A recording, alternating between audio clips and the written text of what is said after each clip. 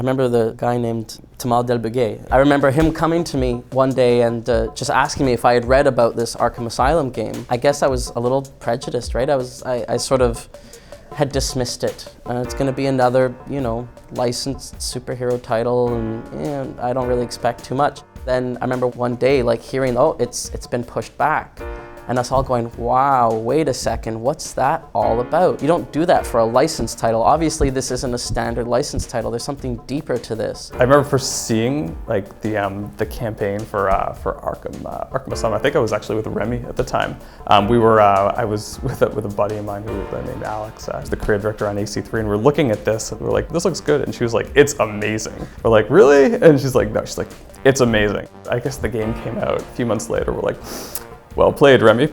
Obviously, when it did come out, it was all anyone on my team talked about for a solid month. In particular, what they talked about and what we all aspired towards was how immediately you were Batman. They did not break that fourth wall. Everything you did, every UI element, every mechanic, every narrative element just further immersed you into the fantasy of being Batman. We salivated at that. We broke it apart and analyzed every little bit of it to try and extract from that techniques that we could make sure we were applying to our games so that ideally players would feel as immersed in our lead characters as you were with Batman and Arkham Asylum. Yeah, what Rocksteady did there was they really delivered on being that character and being in that world.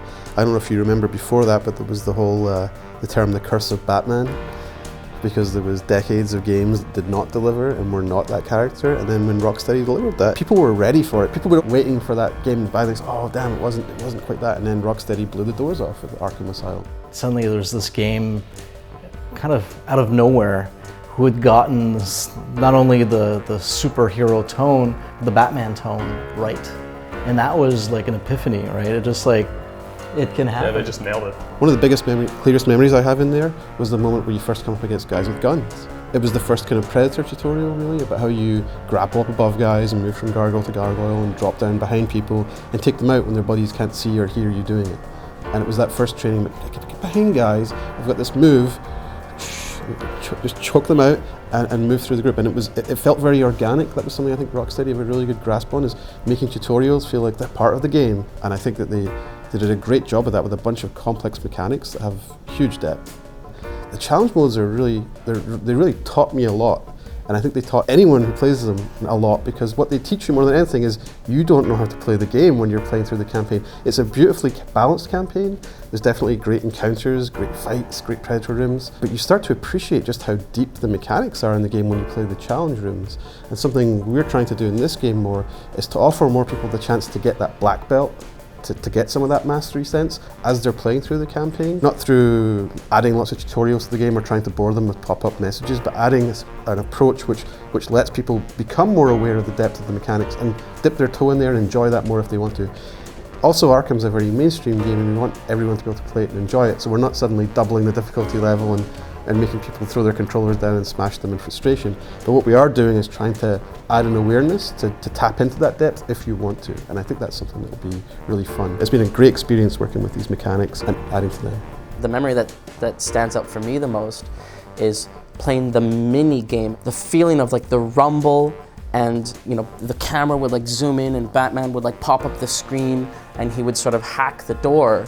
And how all of the different tools came together. I felt like I was Batman. I was hacking that door. I had just decrypted that message. It wasn't stop, pause, flash pop-up, mash the buttons. Oh look, the little guy's running across the screen. 2 thumbs up. Okay, now back to Batman. It was really, really tightly interwoven with the overall fantasy. That's AAA, man. That's the future. The thing that Arkham Asylum really had going for it, and you see it there in the Arkham City interiors too, is they have a wonderful sense of pacing, kind of a symphonic approach to the way that they structure things. A few years ago, a friend of mine, a designer I was working with at the time, mentioned that he thought good level design was like music. And I thought that was a really sharp insight. And what he meant by that was, you have your verse and your chorus, and your verse and your chorus, and you break things up. So if you look at something, either of those games, you're never fighting for so long you're sick of fighting. You're never navigating for so long you're sick of navigating. You always fight just enough guys, and by the end of the fight you're like, oh, I could have had a few more guys there. I'm really into this.